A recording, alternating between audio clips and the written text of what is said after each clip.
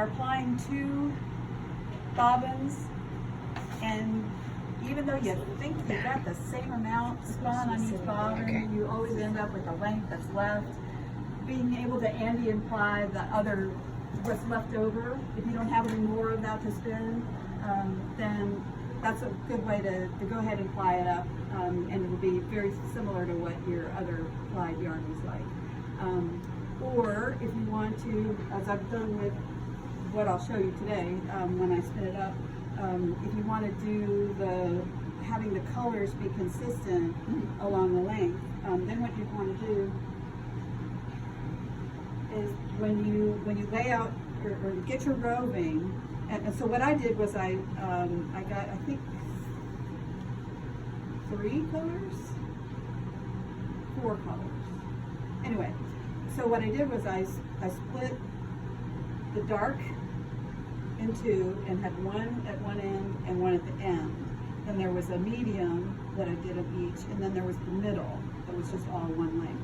So then since it's all one length, it's going to fold in half when it's plied so that the same colors are together. So it's just, so you're planning ahead when you're spinning for the colors so that you end up with consistent. And there will be a little bit of overlap unless you have a better scale than I do, and are more consistent in your wrist than I am sometimes. So there will be a little bit of overlap, but sometimes that's nice too. So it originally started with winding around your hand. So if you want to look on the back side, which by the way, I went ahead and copied almost word from word from, I'm not sure how you pronounce it, Milky's fiber arts. Milky's. Yeah. It's on there, but it's in a really light font. But anyway, I wanted to give them credit because I got that from their website. I changed it a little bit, but mostly it's their stuff, so I just wanted you to know that. So that shows you how to do it on your hand. So what you do is you want to tap down the one part, and then you go around the middle, and then around the back, and back around the same finger. You want to be careful not to do it too tightly, or you'll end up cutting off the circulation to your finger. You might also have a little trouble getting it off at the end, because that's the goal, is to get it off. It should end up looking a little bit like a Marilyn Monroe halter top. In the front, and the more you have on there, the more bustier she is. And then in the back. So on your hand or on one of these tools. This is one that was made by Turtle Made. It's 3D printed with a wooden thing that pulls out so that you can put it on your wrist.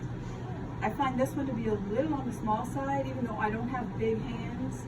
Sometimes when I take these off, I can only fit it around this part of my hand. It still works, but it's not as nice as being able to get it over my wrist. There are other companies that make them. I'm going to use this one to show you today. I don't think this is a Handy Andy because they're, yes? Sure. Oh, I'm sorry. Because I'm short, I forget other people aren't short. So here's the one, that's the finished front and back. So you imagine that this is your hand. Sorry. Basically what you're looking for. And then, so there's one called a Handy Andy, which is even a little bit bigger than this. It's also a little bit nicer. This one is, thank you. I don't know who made this one. I got this at an auction, and nobody knew what it was, so I got it. These things pull out, and so you'll see why that is. So move this up here so you can see me wind it on, and hopefully this won't take it too long. So I actually had planned on doing this while I was talking, but so there might be a little bit of silence with it. So up around the back. I've never done it facing this way before. So down the front, around the back, across and over and around the back, and you just keep doing that. Hopefully this will not take. Okay, I was winding a bobbin the other day for weaving. I was trying to teach my daughter to weave on a cricket loom, and that was the motion, right? winding the bobbin? Kinda, like, or Oh, the shuttle? The shuttle. the shuttle, yeah. It's a little bit, yeah. Are you winding it fairly tight or loose? It can be loose. It's probably tighter than Tight, it needs yeah, to than be. normal, You okay. don't want to do it tight on your hand. Yeah. It doesn't really matter how Can't remove tight it is. Oh, you know what I should have showed you is what would happen if you only had a really short one. Because what these are doing is it's basically taking one long loop, but overlapping this loop, then that loop, then this loop, then that loop. So that if you only have like a couple of yards, it might just fall apart when you take it off of the machine. So that machine or tool, the gadget. Like I said, you don't want it for a super long piece. Apparently, overspun this one. But you don't want it for a super short one either.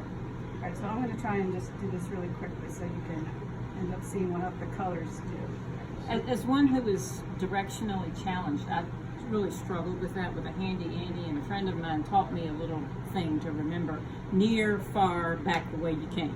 Near, far, back the way you came. And that's much easier than staring at the chart. So this takes one string and kind of like plies the one string. Like if I took a string and folded it over and then just kind of like plied it kind of or something. Or like when yours was overspun and it plied itself kind of. So this is doing one string that way? Not like taking two and then putting them together. Correct. Okay.